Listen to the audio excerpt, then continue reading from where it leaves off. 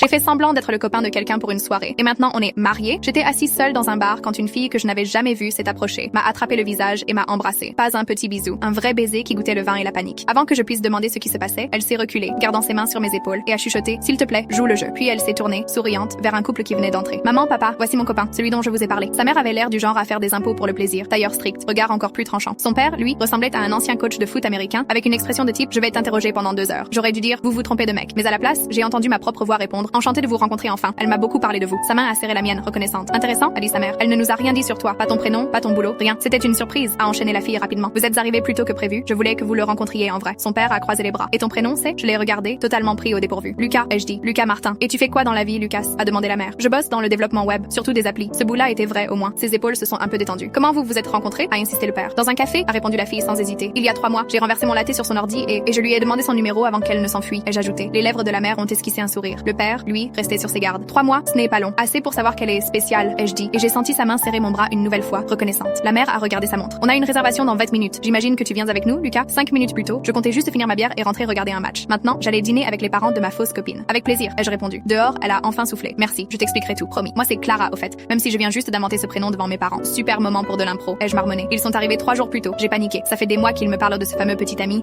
et je ne pensais pas qu'il viendrait jusqu'ici. Alors, tu étais juste le mec présentable le plus proche. Présentable, hein? Je vais le noter sur mon CV. Elle a ri nerveusement. Le dîner est pour moi. Après ce soir, tu ne me reverras plus jamais. On a marché 3 rues jusqu'à un petit resto italien. La serveuse nous a installés près de la fenêtre. Clara en face de ses parents, moi à côté d'elle. Je récitais mentalement notre fausse histoire comme une leçon. Café, latte renversée, 3 mois. Quand le serveur est parti avec nos commandes, la mère s'est penchée. Alors Lucas, parle-nous un peu de toi. J'ai grandi dans l'Illinois, dans une petite ville près de Chicago. Je suis venue ici pour mes études et je suis restée pour le boulot. Tout vrai, ce qui rendait le mensonge plus facile. Et ta famille? A demandé le père. Mes parents vivent de toujours là-bas. J'ai une petite sœur, elle est prof. Clara m'a observé comme si elle découvrait vraiment qui j'étais. Son père n'en avait pas fini. Et tes intentions envers notre fille? Clara a failli recracher son vin. Papa, on sort ensemble depuis 3 mois. Tu pourrais pas éviter? C'est une question légitime, a ajouté sa mère. Tu as été très discrète. Sous la table, ses doigts ont frôlé les miens, tremblants. Elle était clairement morte de honte. Je me suis penchée en avant. Honnêtement, monsieur, Clara est incroyable. Elle est intelligente, drôle, ambitieuse. J'ai de la chance qu'elle ait posé les yeux sur moi. Cette fois, ça a fait mouche. La mère a souri doucement. Le père s'est un peu détendu. Le reste du dîner s'est étonnamment bien passé. On a raconté des histoires, certaines vraies, d'autres totalement inventées. Au dessert, j'avais appris que Clara bossait dans le marketing et qu'elle cuisinait affreusement mal. Elle a découvert que je préférais la randonnée au basket. Entre le tiramisu et l'addition, le faux commençait à devenir presque réel. Dehors, ses parents nous ont serrés dans leurs bras. Sa mère a dit « Vous formez un très joli couple ». Quand ils sont partis, Clara a soufflé « C'était dingue, tu as été parfait ». J'essaie, ai-je répondu. Je mérite au moins une prime pour avoir survécu à cet interrogatoire. Elle a ri. Laisse-moi au moins t'offrir un verre pour te remercier. On est retourné au même bar. Un verre est devenu 3. Et quand on est sorti en titubant, la soirée n'avait plus l'air d'une comédie, mais plutôt d'une coïncidence magique. On a continué à se voir après ça. D'abord pour rigoler, puis parce qu'on n'avait plus envie d'arrêter. 2 ans plus tard, ce même bar a accueilli notre soirée de mariage. Comme quoi, les meilleures histoires d'amour commencent souvent par un peu d'impro.